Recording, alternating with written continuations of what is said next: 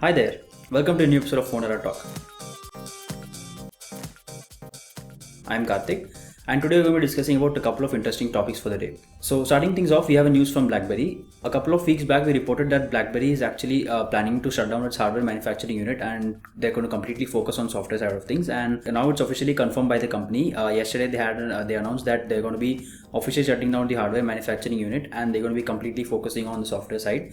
That is a BlackBerry OS and all the other software things they have.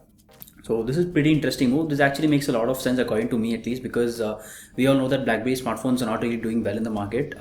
Yes, there are a huge chunk of people that who still buy BlackBerry smartphones, but as a matter of fact, when it comes to Android versus BlackBerry and all of the operating systems that we have, people usually go for Android or the iOS or those kind of smartphones. So not many people are interested in BlackBerry. So this makes a lot of sense. And so that's what we have here. But talking about that doesn't mean that the company is not going to be launching any more smartphones. They will be launching smartphones, but they will be outsourcing or probably borrowing these devices from other companies. That basically the other phone makers will be manufacturing these devices for them.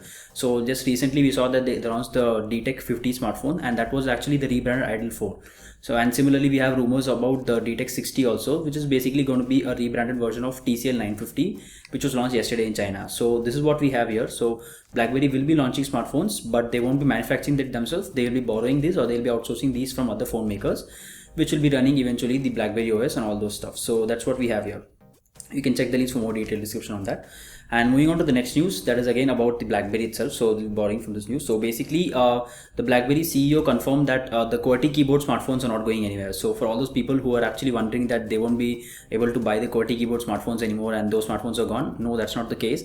The QWERTY keyboard smartphones are going to be there. They're going to still sell those smartphones. And interestingly, he also announced that the company will be launching one more new device, that is the QWERTY keyboard device, in future. We don't have an official date. He didn't mention any dates or he didn't give any time on that, but he said that the company will be launching a device. So we are expecting probably this could be the BlackBerry Priv 2, that is the successor of BlackBerry, because the Priv 1 also had a QWERTY keyboard smartphone, was a QWERTY keyboard smartphone. So we are expecting this to happen sometime in future. We don't have any details, so stay tuned for more info on that. You can check the links for more detailed description again. For the next news, we have a news from Samsung, and as you all know that we've been covering a lot of explosion news lately. I mean, daily we are covering about one explosion at least about the Samsung smartphone. So today yet again we have another explosion, but this time it's not about the smartphone. This time it's basically a Samsung washing machine. So yes, this is something completely new. We haven't really heard about this before. I mean, yeah, there have been a lot of explosions in the past previously, but we don't really, I mean, we never really mentioned about them because, and now especially after all the Note 7 explosion, a lot of these explosions are getting a lot of media attention specifically for that reason. So that is what we have here right now, and this is essentially a washing machine explosion news. So we have just been reported that the washing machine has exploded out of nowhere. So, and surprisingly, the company has also released an official statement on this, stating that a couple of washing machines, and actually a lot more of them, they announced that the washing machine which are manufactured from March 2011 to April 2016 are prone to explosion. So that's like 5 years of timeline we're looking at here, which is a lot. So I'm pretty much assuming they made a lot of washing machines this timeline.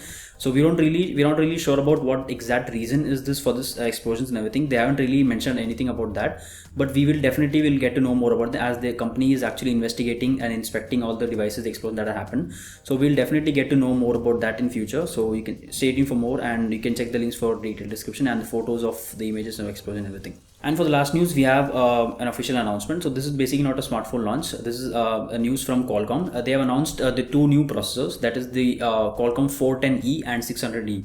So if you have been following the smartphone industry for quite some time, then you already know that Qualcomm Snapdragon 410 and 600 processor already exist, and there are a lot of smartphones in the market which are being powered by those processors.